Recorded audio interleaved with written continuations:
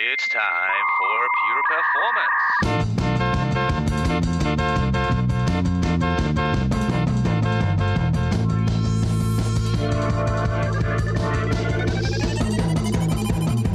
Get your stopwatches ready. It's time for Pure Performance with Andy Grabner and Brian Wilson.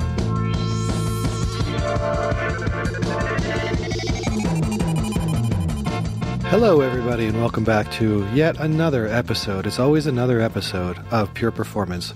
Welcome to another episode, Andy. How are you doing on this another episode today? It's another episode. I wonder if we will start with saying this is not another episode, but it's something completely different, and you tuned in for the wrong podcast. And now for something completely different. How's everything going for you, Andy? It's very good. And as I just told you in preparation, today is a special day for me. And I know there's going to be a special day coming up also for our guest in a couple of days. I got a special day coming up for me, too. Yeah? Special days all over. All over. Yeah. No, other than that, everything is good. It is, as of today of the recording, early September. Summer has accidentally disappeared over the weekend here in Austria, at least. It was warm until Saturday, and then a cold front came through, and it seems that's it with the summer.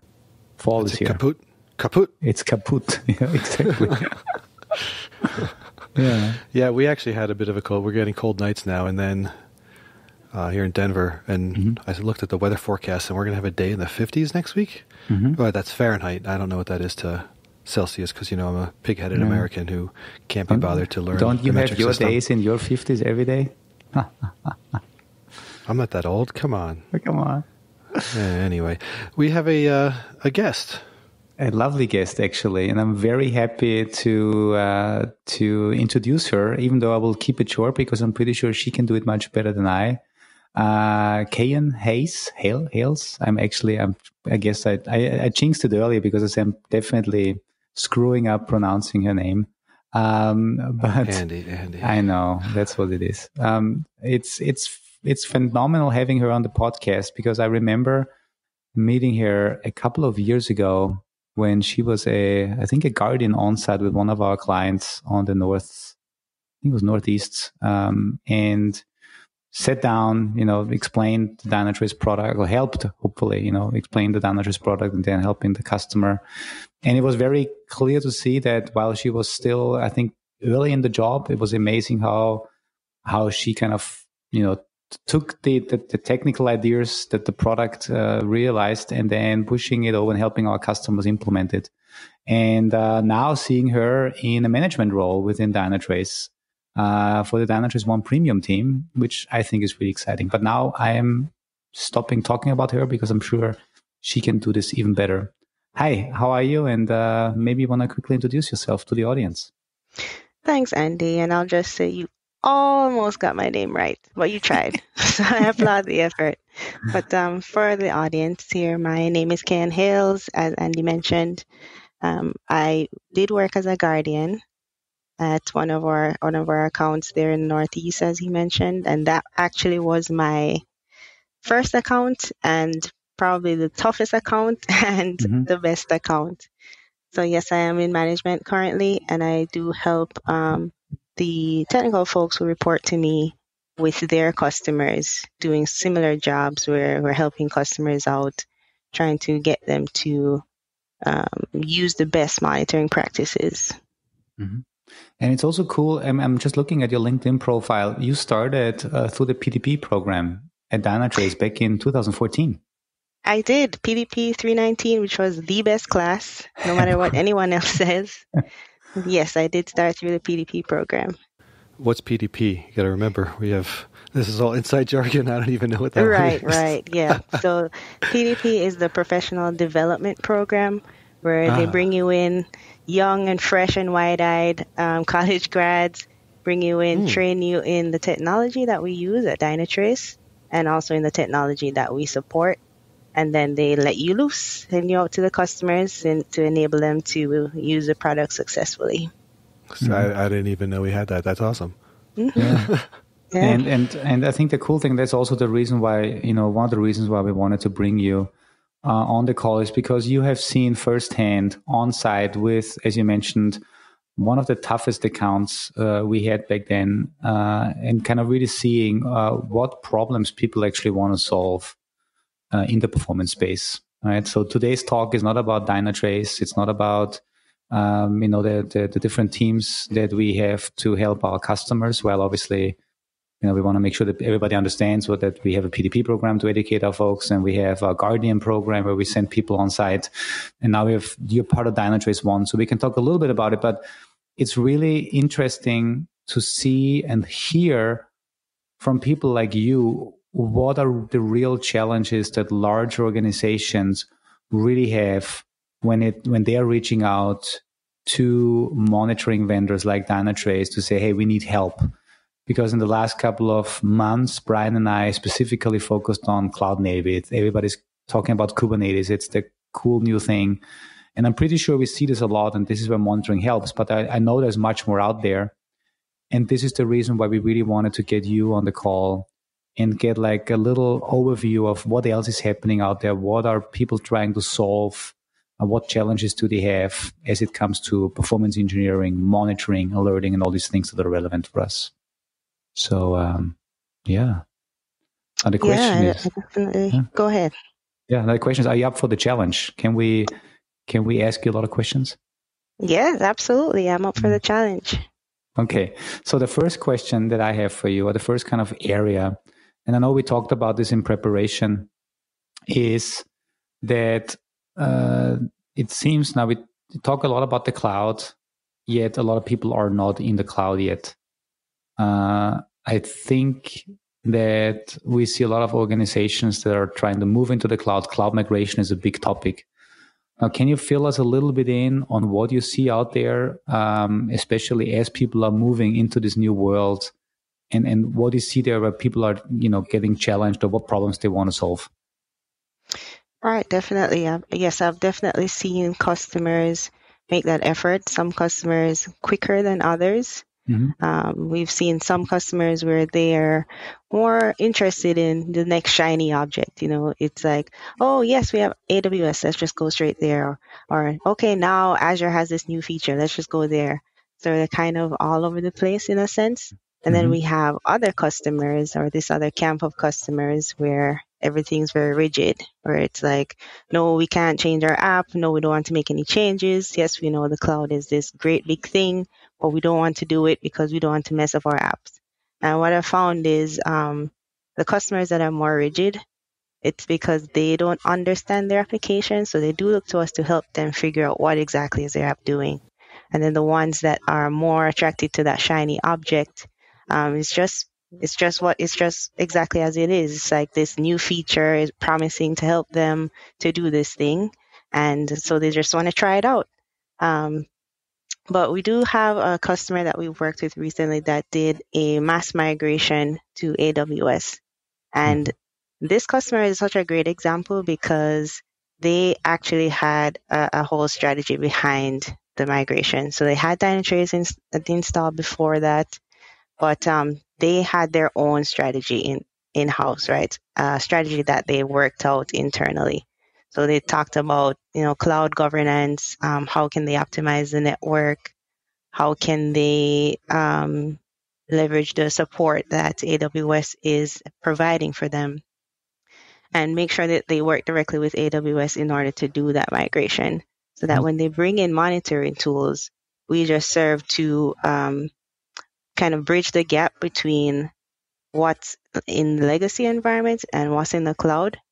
For example, doing that comparative analysis. So, okay, your response time is, let's say, 10 milliseconds in your legacy environment. We want it to be that or better in the cloud environment. So you want to pull out your monolithic app into those different microservices and have a strategy for that. Bring it into the cloud and make sure that the requests from the legacy into the cloud environment are lining up, and that the response time lines up that way. So I think customers that actually have a well thought out plan are definitely more successful, and they use monitoring tools to their advantage to do that comparative analysis between performance on legacy platforms and performance in the cloud. Hey, and this is, you brought up this example with, monolithic applications on-premise moving to a microservice architecture in the cloud. Have you seen this always the case, that people are actually really kind of re-platforming and re-architecturing the app and breaking them up? Or do you also see examples where they just still do the traditional lift and shift? And I would assume that, the requirement would still be the same. You want to make sure that the application runs, as least as fast, if not faster, on somebody else's hardware. But do you see, maybe from this customer or others, more really the full way of re-architecturing for the cloud? Or do you also see these examples where they're just lifting and shifting? Yep, I've definitely seen both. Going the microservices way is recommended. I think that's the best way, but we've definitely seen customers that they just want to do a one-for-one migration. So they want to take the entire monolithic app and put it in the cloud. That tends to take a long time. So I do remember at one of my very first accounts, that customer tried to do that lift and shift that you were talking about. And 2 years into the account, it still did not happen. Just because to move an entire app that is so big all at once and having so many teams involved, so many people that are interested in different performance metrics and so on. And the timing has to work out right. The change records have to be in correctly. The firewall rules have to be in place and all of that. It tends to delay things. So definitely we've seen both, but I do think going the microservices route is recommended. Yeah, Andy, I think we saw this, or we had someone on from AWS Services on a while ago. I think that was the conversation where their whole thing was they won't even lift and shift.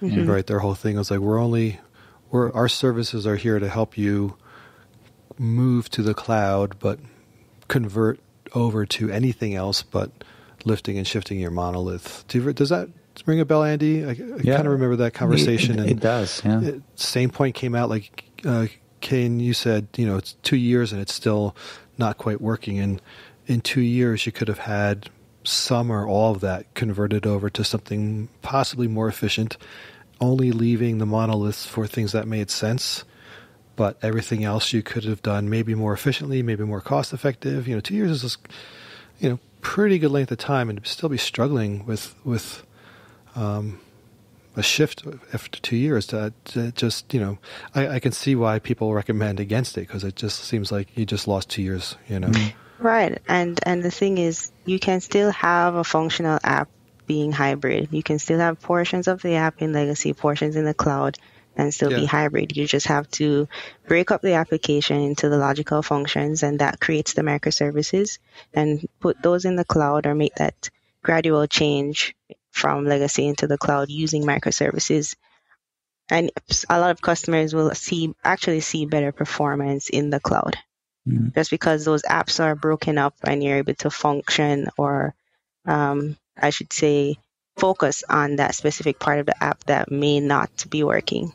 And to say the least, if you're moving bits and pieces, you're taking small chunks at a time with lower risk. You're learning parts of the process as you're doing that. So as you get to more of it, you have so much more experience. It almost feels like the Parts Unlimited, was that the company from the Phoenix Project, the Unicorn Project, that was going on and on forever as they were trying to get it all right. It's like do a little bit here at a time, and those will work, and then you'll come back, later on and make some better tweaks to them that you learned on the last parts. But yeah, anyhow, sorry, it just really struck me when you were talking about that. It's great. Thanks. Yeah, absolutely. And I do think, the benefit of doing a little bit at a time is, you do get the opportunity to understand your app, because like I mentioned before, some of our customers, they don't quite understand what their app is doing.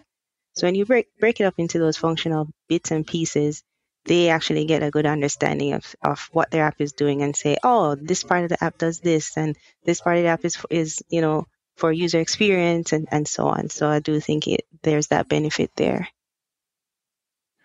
And I think, Brian, I think you mentioned earlier a podcast we had in the past. I remember that discussion on, I believe one of the arguments from against lift and shift was if you just lift and shift an application into the cloud, then you don't really reap the benefits. And maybe then people realize, well, why did we even lift and shift? It's not faster than before.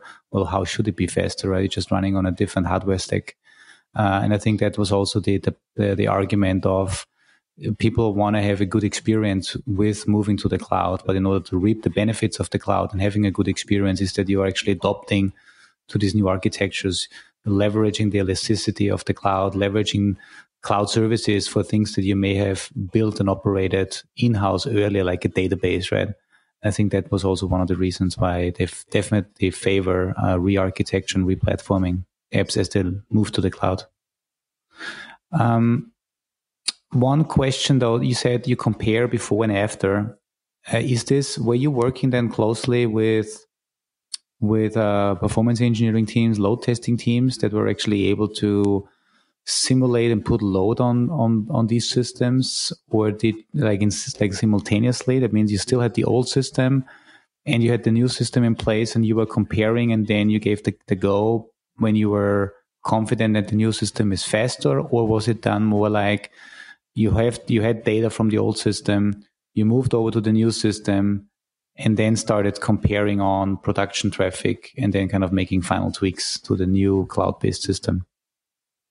Yep. So I'll say that what I've seen one customer do, which is separate from the one that we were talking about earlier, but what I've seen one customer do is they did a load test on one of their applications at, let's say it's Wednesday at noon, as an example. Mm-hmm. Do a load test on the legacy environment. Then they do the conversion of that part of the application and do another load test on the same day at the same time, so they can get comparative data for the performance. So I've seen them do that in the lower environment first. So they may start off with the development environment. And if that looks good, if everything looks okay, then they move on to, say, the test environment or the load testing environment, and then they'll move on to production. Mm-hmm. So that's the method that I've seen so far for customers migrating. And that has worked out so far. The performance metrics that they track would be obviously response time, but also failure rate. CPU consumption is another big one. And any errors or exceptions that's coming in would be those that they would typically track. Now, moving to the cloud and being in the cloud, do you see additional data that people look at from a performance engineering or monitoring and alerting perspective? Like, are there new, new metrics, something new or different to the on-premise systems that people always ask for? Like, hey, I need to have visibility on this because otherwise I fly blind or so, yeah. I've actually seen it the other way, where on-prem, they're looking at so many metrics, trying to build so many reports for upper management, because at least based on what I've seen, they don't quite understand the app. So they're trying to just produce many, many different metrics and try and figure out, okay, since this metric is down, that means something is wrong, or doing it with that in that approach. Whereas when they move to the cloud, they actually focus on just the metrics that are important and be able to use that to make decisions that affect the application. So I've actually seen it the other way, where they actually end up using less metrics when they're in the cloud. Yeah.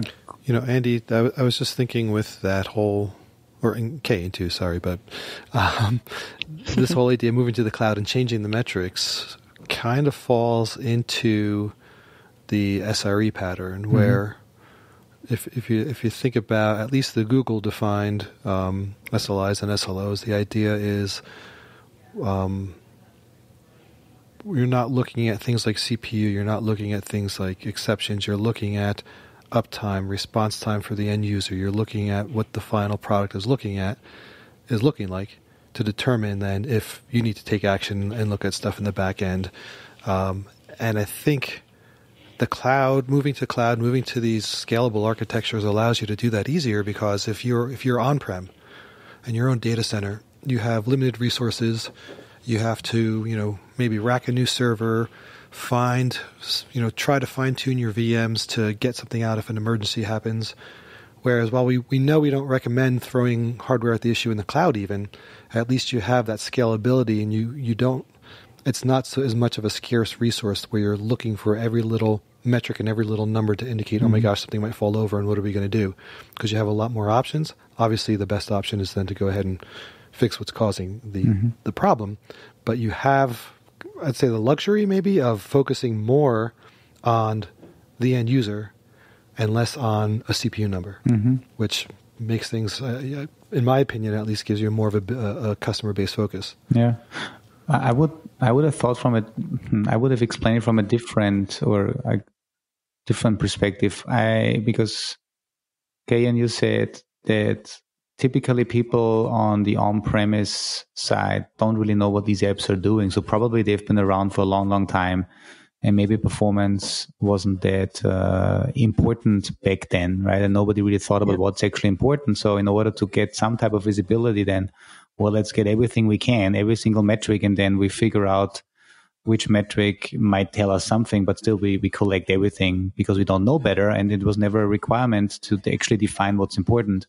And I believe now, and Brian, goes definitely to your point, now when you are architecting and developing cloud-native applications, then one of the requirements is to figure out what are my SLIs and my SLOs that are important to me because they're important to the business, and maybe what handful of other metrics do I need from a technical side to get early warning indicators that something is wrong. And so instead of doing the shotgun approach of getting everything of an unknown system because I need to figure out if case something is wrong, then I want to have all the data. I think we're moving more towards I know exactly what's important to me because we thought about this from the start, and therefore these things may get easier even because it's more well-defined. Yeah, exactly. And I definitely agree that scalability is very important, and also capacity, because, once you move into the cloud, you can put in some automation where, if the throughput or if the load is at a certain level, then you can add in another node and automatically, right? So those type of things are what customers tend to look at as well. Mm-hmm. Very cool. So we talked, can we go back to talked about a lot of data. I know you have, in preparation, we looked at some of the things that you've been doing, and the kind of the belief of we need all the data in the world is obviously something that, people may feel more safe if they have a lot of data, but I believe just collecting data for the sake of collecting data. So we have data in case we need data, but we actually don't even know what the data tells us, and who even needs that data is obviously a problem that, it's not actionable. Let's call it that way. And I believe, I know you have experienced this with some of the organizations we work with. There's just too much data, but it's not really actionable. Is there kind of a trend that you see, or is there maybe certain organizations that are better in actually defining and asking for actionable data versus others? And also, if you approach people and you find out there's just too much data, how do you make it actionable? So I definitely have worked with customers that they just want all of the data for sure. But as we look at the different requests that's coming in, different transactions that's coming in, there really isn't a need to look at each and every single one. Mm-hmm. Right? What you want to do is identify any patterns or any trends over time. So you do that with visual reporting. So you can use dashboards or any other type of visual reporting to present that data to the forefront to say, okay, my application was performing consistently poor over a week. Or you could even look at it from a comparative analysis to say, okay, last week it was at an acceptable response time, but this week is not. So it's not necessary to grab all of the data, but it's more important to analyze the data over a period of time to identify patterns. Mm-hmm. And when you work with these teams, do they typically know, like you mentioned the term constantly slow or acceptable performance? Does everyone have a clear definition of what metric they actually would look at to define performance and what their acceptable threshold is and the criteria? Or is this something that is not always given, that people actually know what it means to be fast? No, people actually don't know. Okay. I would say most customers tend to be reactive, where they're only looking at the data, even though they have all of it. They're only looking at the data when a customer or when a user actually complains. So even that, they may try to use that as a baseline, but it's not the best baseline, right? It's not the best analytics that they can do. So what we try to encourage them to do is, look at the trends, look at the patterns, and then use that as the baseline. So look at the time where you have the most traffic. Let's say, for example, if it's an e-commerce site, right? It would be Black Friday, for example. So you would look at that time where you have the most traffic and use that to measure your performance. So if your application can handle that much load, then you're fine. If your application can't handle that much load, then it's time to scale up, or time to consider capacity, time to look at different ways to optimize your code in order to handle more. Yeah. When you work with these accounts and they ask you, we need this type of dashboard, we need this type of data. I mean, I know you're advising a lot because you see you're doing this for many accounts, and I know we have a lot of different Dynatrace ONE teams that are doing this, and I'm sure you were sharing best practices. But what I would be interested in, over the last couple of years, we've talked a lot about data democratization, meaning opening up data to more people, making it easier to access, meaning, giving developers data that they need, giving business, giving performance engineers, giving everyone access to the data. Now, do you see this, that the data we are capturing is actually put on dashboards, and these dashboards are then really used and circulated or made available to a large number of people and also different types of groups? Or is it still more that we're just building dashboards for, I don't know, the platform team, the performance team, but other than that, nobody gets access to that data? Oh yeah, we've definitely have cases where we've built dashboards that's visible to everyone that's logging into Dynatrace, just to make sure that the performance of the application is visible for everyone. We definitely have some customers that would rather keep their dashboards specific to their team or specific to their group. But for the most part, we have just general dashboards that can provide insight for everyone. So we also do funnel dashboarding, where you have just one general dashboard, but then you can click in on the different components to open up like a sub dashboard or interconnected dashboards. And that has proved to be very, very useful, because you can see everything that you need in just one space. So you only have one link that you need to access, with all of the metrics that may be important or relevant. And we, of course, advise on that too. And then based on your specific role or what you're interested in the company, you can drill into that specific dashboard and look at the metrics there. So some may be role-based. So we do have charts and metrics that's specific to developers versus application owners versus database guys, which would be very useful for them. So yes, we definitely do that. And when you said you have the funnel, you said you started with saying we're building funnel dashboards. Now, when I hear funnel, I immediately think of Klaus Enzenhofer, because he always talks about e-commerce conversion funnels.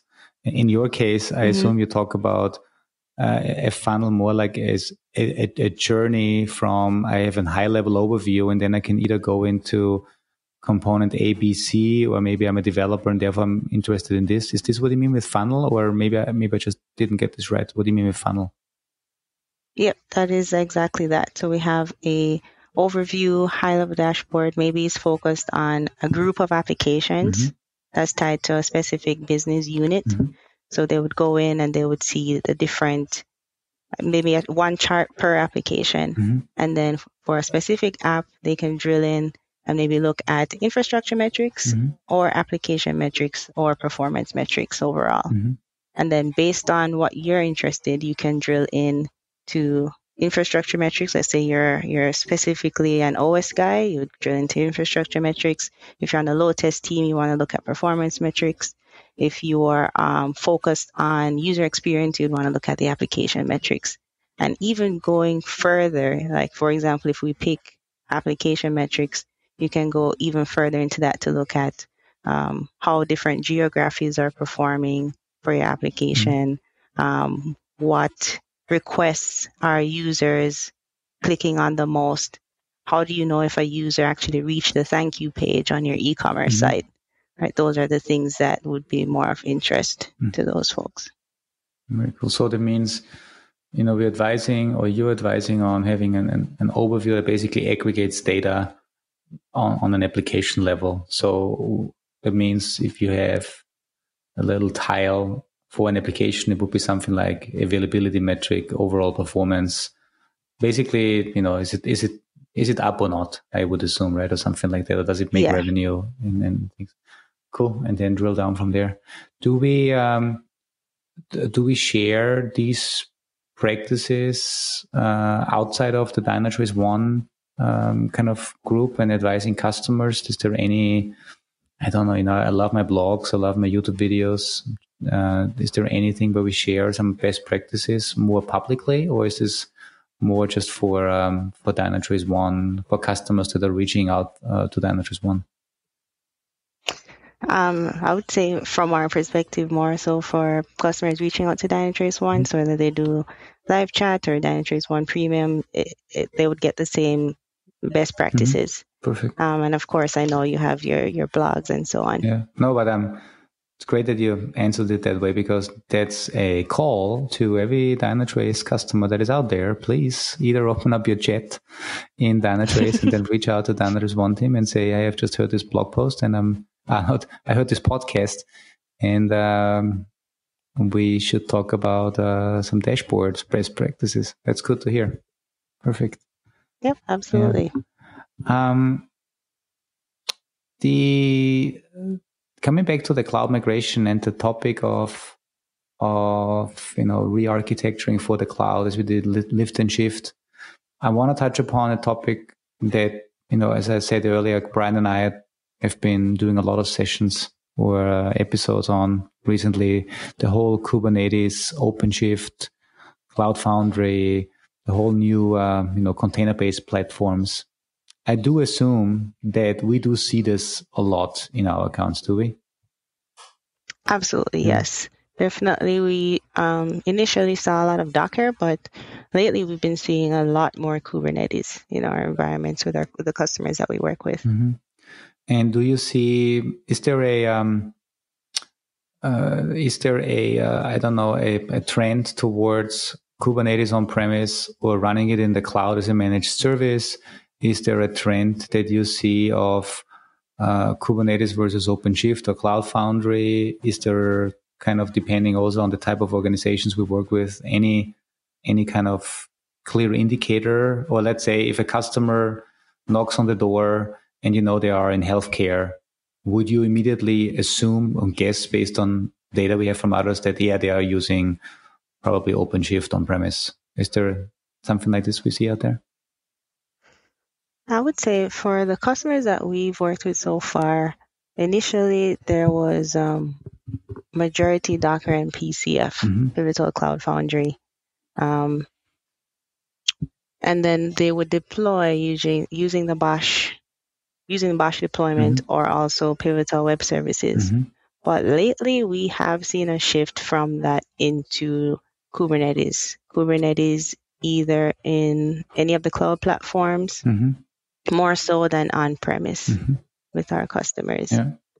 And they also offer monitoring to customers who use Kubernetes, either through runtime or build time so that the application owners can control how they want their app to be monitored. Mm-hmm. So it's definitely more hands-off, where we let the application team choose what they want to monitor, but at the same time, we still help to provide the views that they need to see through dashboards, and most definitely help them with alerting, making sure it's being routed to the right person, especially if they're using ITSM systems. Mm-hmm.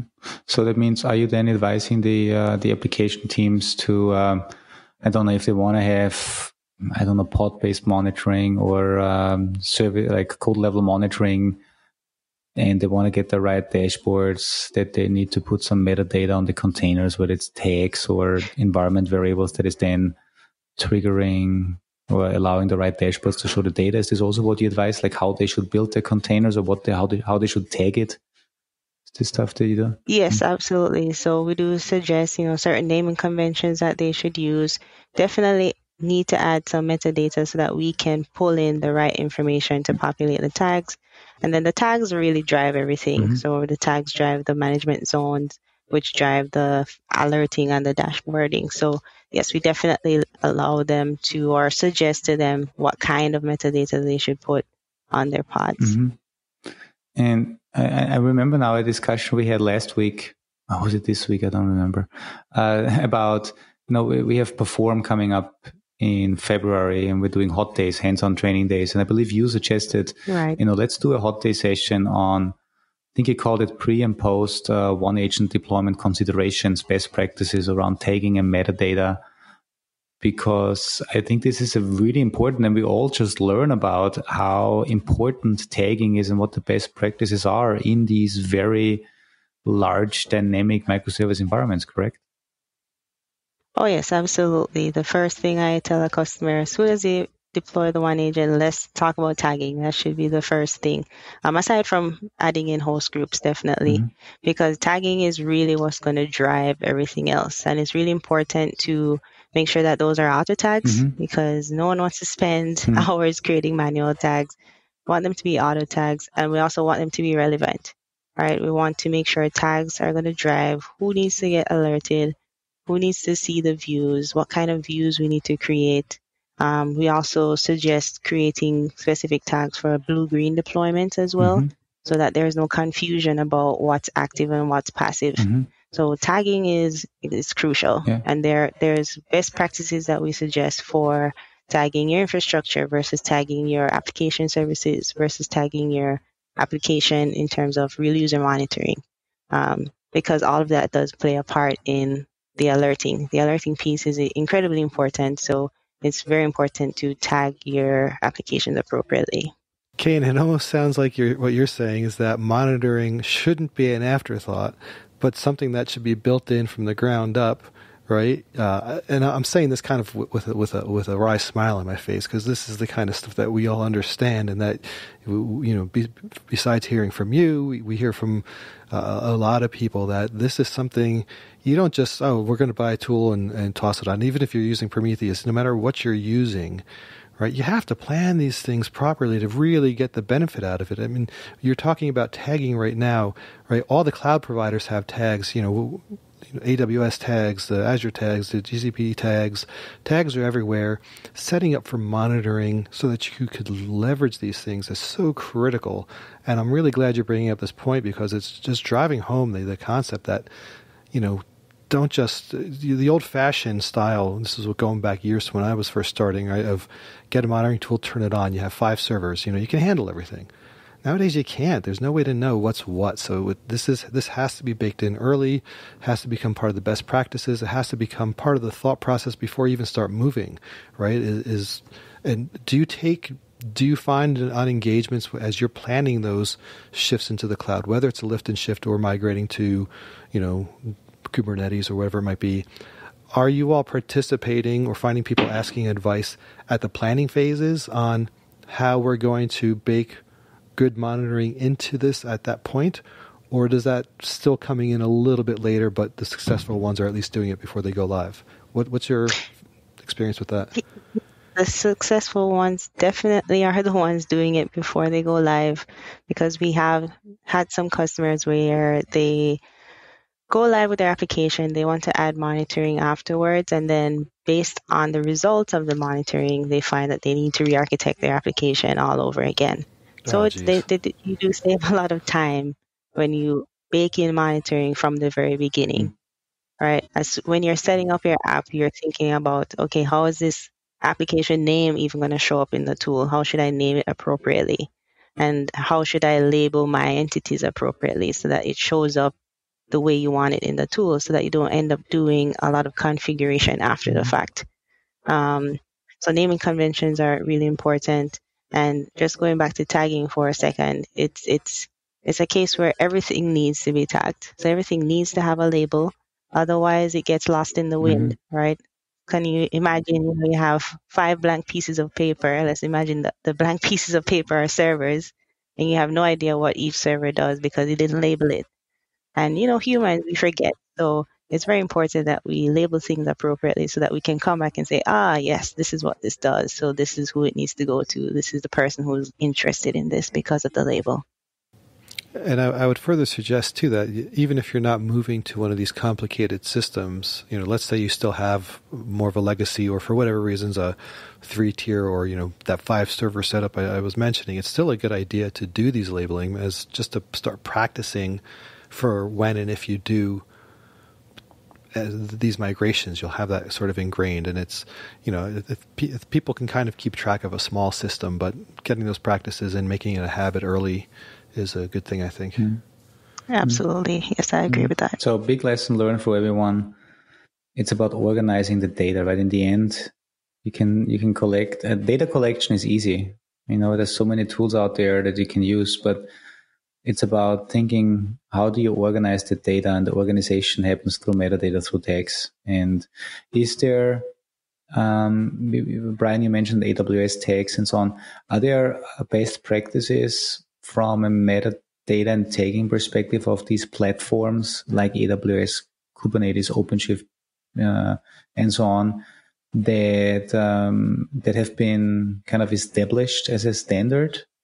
Do you see this, that maybe we can all kind of learn about so that we don't have to reinvent the wheel all the time? Or maybe not that every vendor has to come up with their best practices, but maybe there's something more, maybe something has already been defined somewhere. I don't know. I think in Kubernetes, there's at least some annotations that are kind of not de facto, but quasi-standard.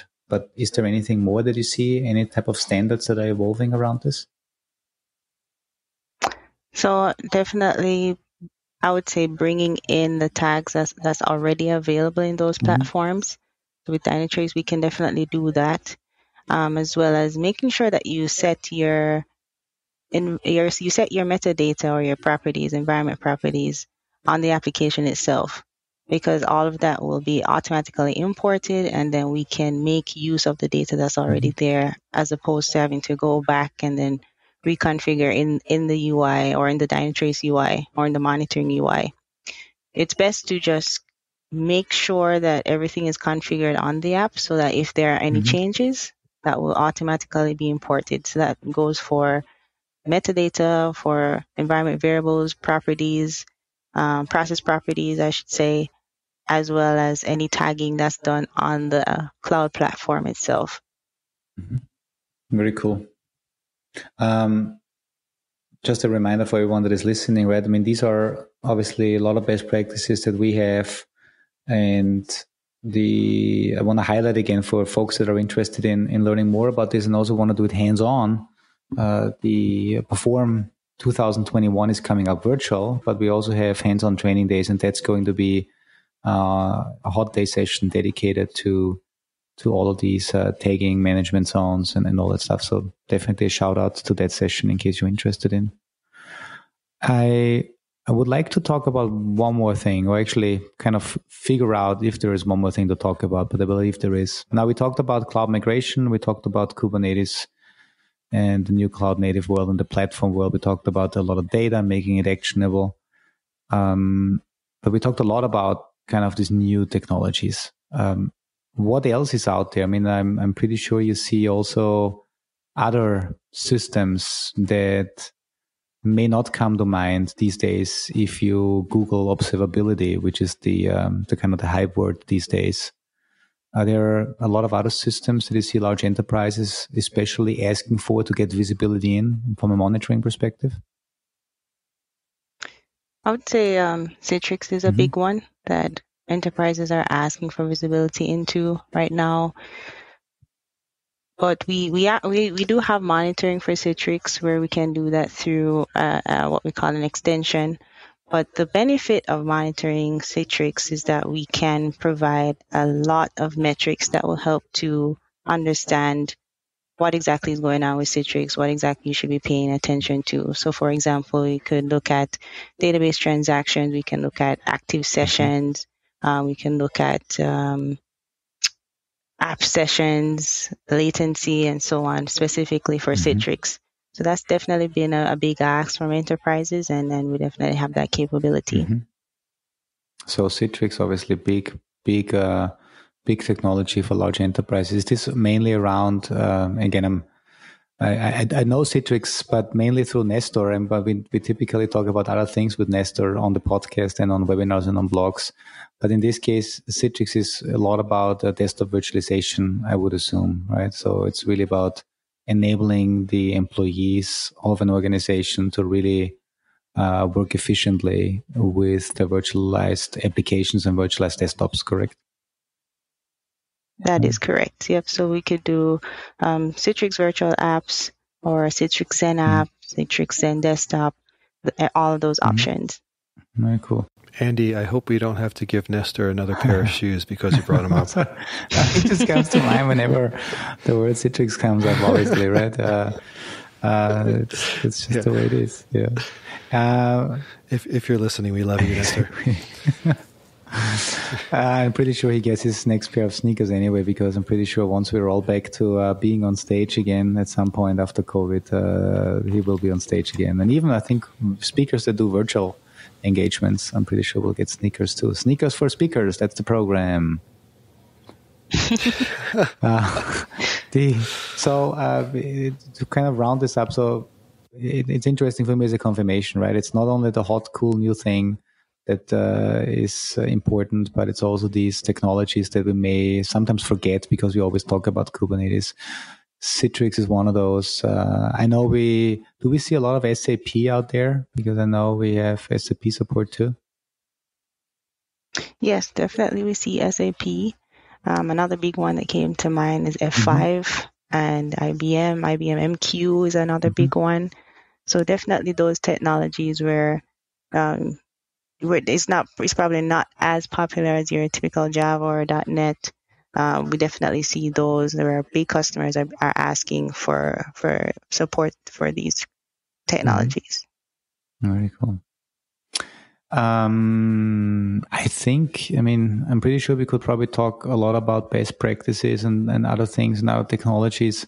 But overall, for me, this was extremely insightful, and especially your scenarios, we talked about earlier with the cloud migration. I think I found this really fascinating because we still, I think, are just in the beginning of people migrating to the cloud and knowing that those that actually have good planning and not just do lift and shift, but do real re-platforming are the ones that tend to be more successful.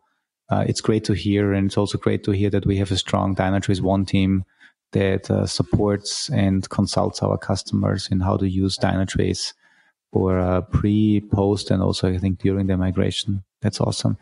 Is there anything else we are missing? Is there anything we want to get out to people that are listening? They may or may not be Dynatrace customers. So anything from a monitoring side, is there anything where you say, well, I wish more people that look into monitoring, that look into performance engineering, they would know about this, so it will be easier for us? I don't know. Something comes to mind. That's a good question. Let me think about that for a second. Because there might be, maybe you always run into similar issues that, I don't know, maybe it's not the right people that are actually interested in performance, or is it the big challenge to actually sit down and figure out what is actually important, what needs to be monitored? Nobody really have given it enough thought on what it really is that they want to get out of monitoring besides big dashboards. Right. I would say I do wish that customers would take the time to understand the application. And I know at customer sites you have for some customers you have a large turnover, so people are going in and out. So the folks that know are leaving, and new folks coming in, they probably didn't get the correct training or so on. But I do think that customers should take the time to really understand the apps and also take the time to really consider the alerting strategy. I do think that's very important. And just like we talked about tags earlier, that's driven by tags as well. But to think about when something happens in Dynatrace or when Dynatrace picks up a problem, who exactly should it go to? It has to go to the person that can actually take action on the problem. So definitely alerting strategy and understanding the application are two big things that I want customers to take away. Very cool. Yeah, that's great advice.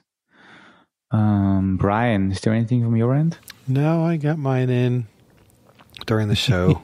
You know, something pops in my head. I interrupt everyone and jump in.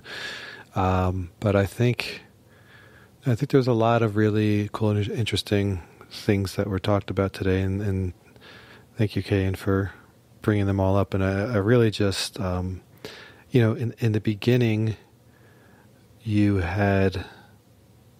I got to drop that because I lost the thought. So I'll go with another one.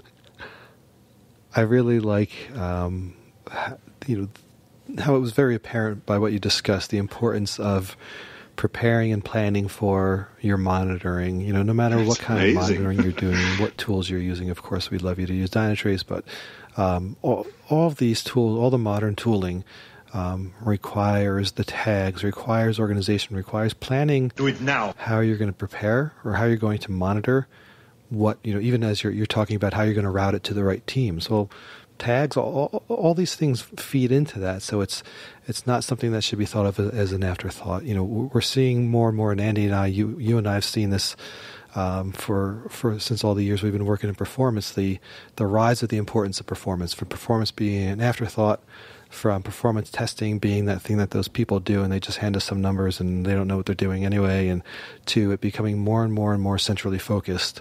And it's just really great to see that all happening and really being taken seriously, especially because of how critical of a role it plays in these modern environments where, you have the scalability options, you have infrastructure at your fingertips, but as we know, if you just throw hardware at it again, you have the same problem of costing more money, and it's so much easier to spend money in the cloud without knowing it than on-prem. So huge piece of it. And Kayan, thank you so much for sharing your experiences. And I think it's also your experience of going through that program and now being in management is pretty awesome. That's a great accomplishment on your part. So congratulations to you for just being awesome. Thank you, and it was really a pleasure to be here. Very cool. Andy, do you have any? Are we summoning the summarator today? Sure, we can, but we don't have to. But I'll keep it short because I think I already reiterated to most of the things. But Kayan, typically at the end, I kind of summarize what I learned. Okay. And I think it comes down to what we just said, right? It's very important that people understand that monitoring is critical, but more important is that they understand what to monitor, how to organize the data. Also, who is the beneficiary of the monitoring data, who should be alerted, who should get what data at which time and what level of data do we actually need. I also really liked the fact that we are seeing these cloud migrations, as I just said, and helping people into these new platforms like Kubernetes or OpenShift. But that we, on the other hand, see that this is a diverse world we live in from a technology perspective, as well as with a lot of other things in life.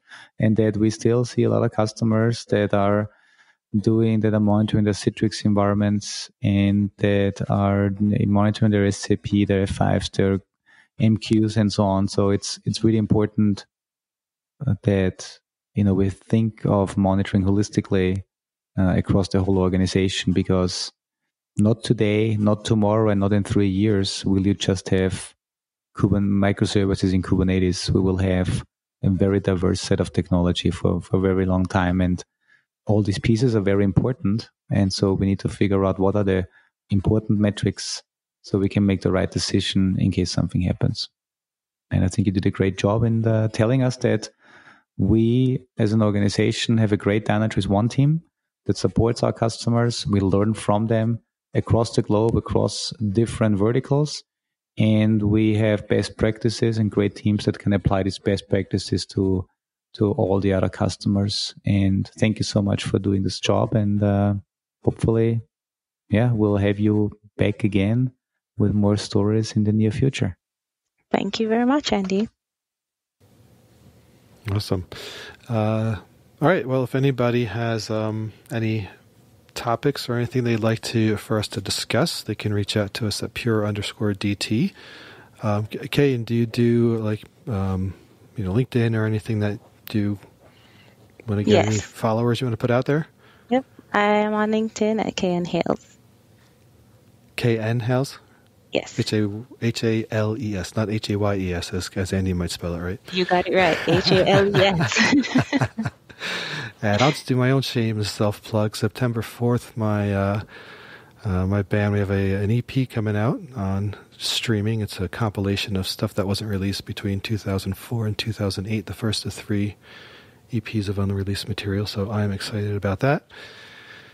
And Andy, anything that you wanted to bring up? No, I think that's it. Well, actually, no, I have to bring up one thing because we haven't brought it up today. It's called Captain. Go to www.captain.sh. It's the hot new thing we're working on, and it would be great to have more people on that project. But that's it.